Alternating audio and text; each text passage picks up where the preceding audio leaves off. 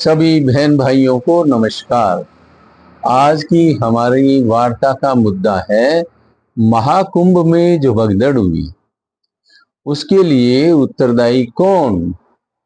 क्या प्रशासन और राज्य सरकार, या हम लोग, या कोई और गिद्ध मानसिकता के लोग? ये हमारी डिस्कशन का मुद्दा है।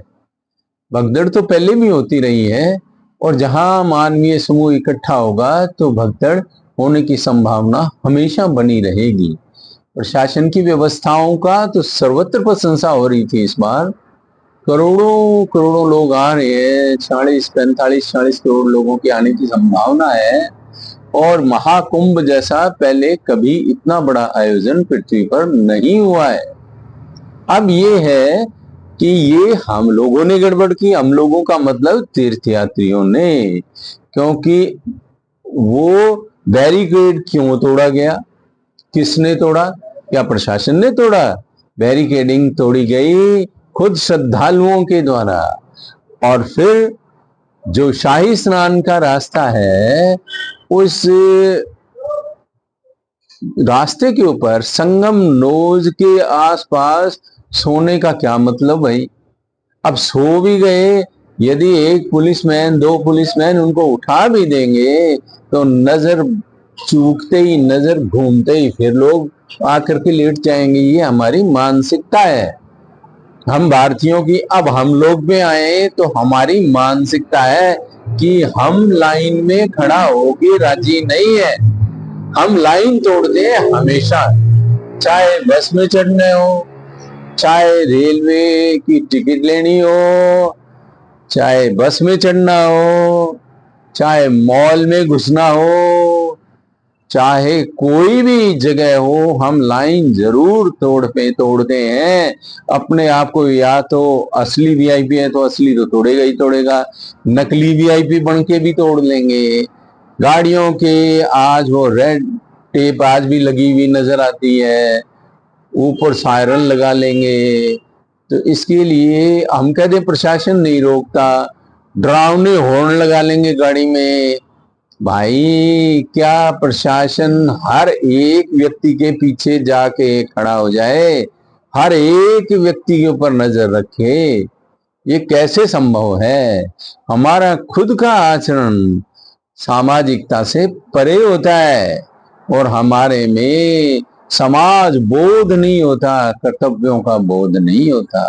तो इसलिए लगातार हमें जागरूक होने की आवश्यकता है। हम वो लोग हैं जो वोट तक देने में आलस करते हैं। अरे वोट देने तो चले जाओ, सरकार उसी से चयनित होती है, वो भी ले लो मजे। इस महाकुंभ के अंदर देख लीजिए कि अलग अलग प्रत्यक्षदर्शियों के अलग अलग बयानात आ रहे हैं। कुछ तो उस त्रासदी के कारण दुखी होकर के बयान दे रहे हैं जिनके अपने घायल हुए या जिनके देहावसान हो गया।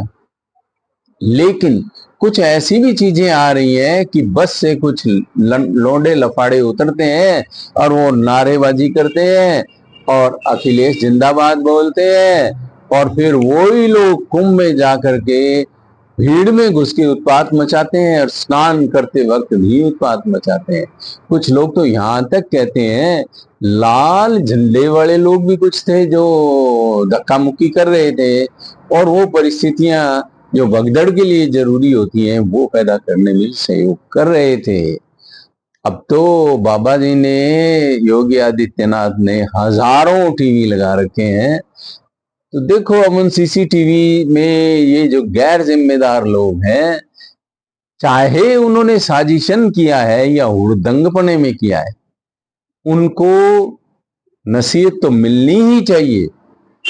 और ये हो जाएगा इससे कि आइंदा से लोग ध्यान रखेंगे। तो इसके लिए उत्तरदायी कौन?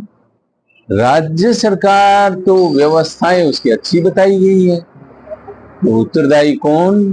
हम लोग तीर्थयात्री जो बैरिकेड तोड़ते हैं, रास्ते में सो जाते हैं, समझाने से मानते नहीं है। उठने के लिए भी मेला कमिश्नर या जो अधिकारी था वो बार बार माइक से घोषणा कर रहा है, फिर भी नहीं उठते हैं। तो गलतियां ही गलतियां हैं, या फिर गिद्ध, गिद्ध मतलब वो जो बुद्धि है उससे पीड़ित लोग, जो पर पीड़ा से जिसे आनंद आता है, कौन लोग उत्तरदायी हैं? ये जांच का मुद्दा है। देखो, योगी जी किसी चीज के पीछे पड़ते हैं तो वो पूरा ही पीछे पड़ते हैं, और उनको श्रद्धांजलि देते हुए जो आंसू आंखों में दिख रहे थे, झलक रहे थे, जो आंसू आ रहे थे, तो वो तो आंसुओं का हिसाब जांच से हो पाएगा। तो हम सबको इंतजार है जांच रिपोर्ट का। देखो क्या जांच रिपोर्ट में आता है, और उसी से हमारे मन को संतुष्टि मिलेगी। तो आप लोगों ने सुना, आपका बहुत बहुत धन्यवाद। पसंद आए तो लाइक, शेयर एंड सब्सक्राइब कर दें। ये सामाजिक मुद्दा था, इसलिए मैंने उठाया है। ना कभी महाकुंभ रुकेगा, ना कभी कुंभ और अर्ध कुंभ रुकेंगे, ना कभी मेले ठेले रुकेंगे, ना नववर्ष के हंगामे रुकेंगे। ये तो चलते रहेंगे, लेकिन जिम्मेदारी सब स्तरों पे जरूरी है। बहुत बहुत धन्यवाद।